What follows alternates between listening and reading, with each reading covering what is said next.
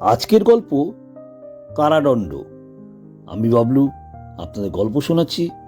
কারাদণ্ড পর্ব দ্বিতীয়। স্যার বলে, কৃষ্ণার্জুন, তোর বাবা মা মারা গেছে। বৃদ্ধা ঠাকুমাই তোর জীবনের সব। মন দিয়ে পড়াশোনা কর, তা না হলে একটা ভালো চাকরি পাবি না। তখন সারা জীবন কষ্ট করতে হবে। হেড স্যার মজা করে বলেছিল, কৃষ্ণার্জুন, তোর তো দুটো শক্তি এক হয়েছে।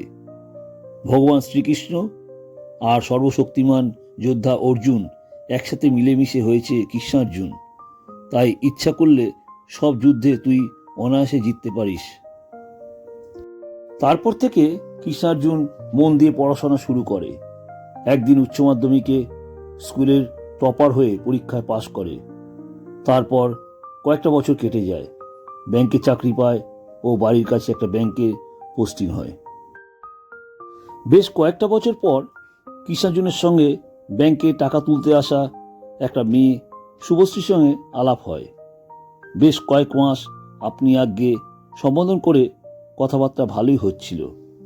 একদিন ইকো পার্কে দুইজনে একে অপরকে ভালোবাসার প্রকাশ করে।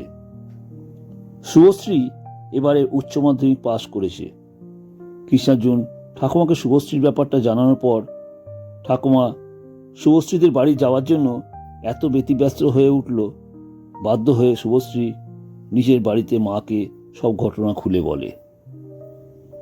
ব্রাহ্মণ সন্তান, সুন্দর দেখতে, ব্যাংকে কাজ করে, আর কি চাই। মনে মনে মেয়ের জন্য এই রকম পাত্র চাইছিল শুভশ্রীর মা। কৃষ্ণার্জুন একদিন ঠাকুমাকে নিয়ে শুভশ্রীদের বাড়িতে যায়। এইভাবেই দুটো পরিবারের মধ্যে একটা মিষ্টি মধুর সম্পর্ক তৈরি হয়। এখন এই দুটো ছেলেমেয়ের জীবনে একটা একটা করে মিষ্টি মধুর দিনগুলো ফুরিয়ে যায়, আবার একটা মিষ্টি মধুর দিন ফিরে আসে। এইভাবেই কৃষ্ণার্জুন আর শুভশ্রীর দিন কাটতে থাকে। সমস্যাটা শুরু হয় কৃষ্ণার্জুনের ব্যাংকের পুরনো স্টাফ বিজয় মণ্ডল বাবুর কথায়। বিজয়বাবু হাসি খুশি, বেশি কথা বলা মানুষটা কৃষ্ণার্জুনকে বলে, একটা ফ্ল্যাট কিনে নে, ভাড়া বাড়ি ছেড়ে দে। কৃষ্ণার্জুন বলে, তাহলে তো একটা লোনের জন্য অ্যাপ্লাই করতে হবে। বিজয়বাবু বলে, তা তোকে তো ব্যাংক এখনই লোন দেবে না। ব্যাংকে 3 বছর কাজ করতে হবে, তারপরে লোন পাবি। কৃষ্ণার্জুন বলে, তাহলে লোনের কথা বাদ দাও। বিজয়বাবু কি একটা চিন্তা করে বলে, পাশের পাড়ার রতন নেতারকে চিনিস? কৃষ্ণার্জুন বলে, হ্যাঁ চিনি, এই ব্যাংকেই তো ওনার অ্যাকাউন্ট আছে। বিজয়বাবু বলে, ওই রতনদার তোর ফ্ল্যাটের টাকা প্রমোটারকে দিয়ে দেবে, আর তুই প্রতি মাসে অল্প অল্প টাকা দিয়ে শোধ করে দিবি রতনদাকে। কৃষ্ণার্জুন রাজি হয়ে যায়। 2 ক্ষেপে 30 লাখ টাকা করে মোট 60 লাখ টাকা কৃষ্ণার্জুন প্রমোটারের হাতে দিয়ে দলিল রেজিস্ট্রি করে নেয়। সেই দিন ভোর রাতে পুলিশ কৃষ্ণার্জুনকে অ্যারেস্ট করে থানায় নিয়ে যায়।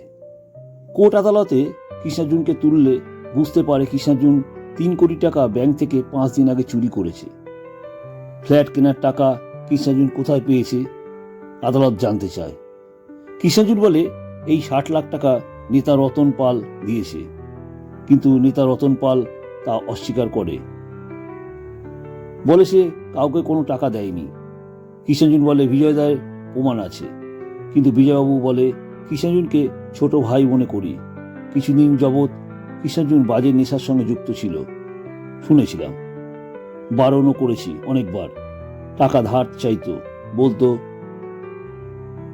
অনেক টাকার প্রয়োজন।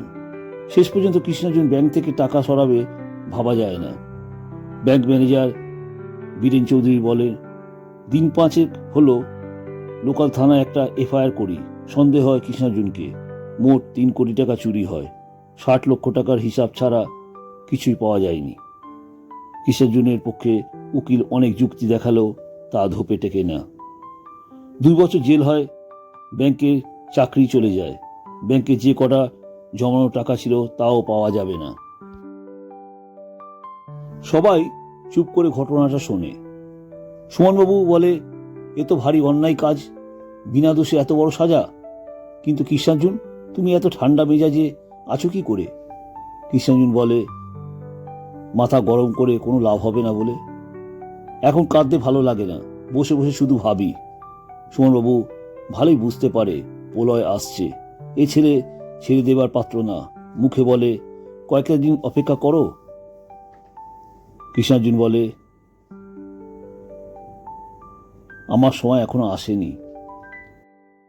আজ রাতে সবাই ঘুমিয়ে পড়লে কৃষ্ণার্জুনের ঘুম আসে না। উঠে বসে, একটা খাতা পেন জোগাড় করেছে, তাতে কাটাকুটি খেলছে। জেলে প্রায় 10-15 দিন হলো কৃষ্ণার্জুন সকাল বিকাল এমনকি মাঝরাতে উঠেও খাতা পেন্সিল দিয়ে কাটাকুটি খেলায় ব্যস্ত থাকে। লেংড়ু পণ্ডিত বলে, কৃষ্ণার্জুন, তোমার কি মাথা খারাপ হলো? বাচ্চাদের মতো কাটাকুটি খেলছো? কৃষ্ণার্জুন বলে, এটাই তো বুদ্ধির খেলা। কোন ঘরটা কাটবো তা আগে ঠিক করার চেষ্টা করছি। কৃষ্ণার্জুন একদিন সুমনবাবুর পা জড়িয়ে ধরে। সুমনবাবু অবাক হয়, এই ছেলে কি মাথা খারাপ হয়ে গেল? কৃষ্ণার্জুন বলে, একটা কথা দিতে হবে কাকাবাবু। সুমনবাবু কৃষ্ণার্জুনের এই রকম পাগলামো দেখিয়ে বলে, ঠিক আছে, আমি কথা দিলাম, কিন্তু কি কথা দেব জানি না। কৃষ্ণার্জুন বলে, এতেই হবে গুরুদেব, আমি আপনার শিষ্য হতে চাই। আপনি যে তালা বানানোর পদ্ধতি জানেন, আমি সেটা শিখতে চাই। সুমনবাবু বলে, বেশ তো, আগে জেল থেকে বাইরে বের হও, তারপর সব শেখাবো। কৃষ্ণার্জুন বলে, তাহলে এখন খাতা কলমে থিওরি শেখান। কৃষ্ণার্জুন প্রায় 3 মাসে অনেক কিছু শিখে ফেলেছিল, যেমন যে কোনো ধরনের তালা বানানো, যে কোনো ধরনের তালার চাবি ছাড়া খোলা। তা অবশ্য হাতে ধরে কাজ, যাকে প্র্যাকটিক্যাল কাজ বলে, শুধু সেটাই বাকি ছিল। কৃষ্ণার্জুন হাতের কাজ কতটা শিখল তার একটা সুযোগ এসে গেল সেই দিন।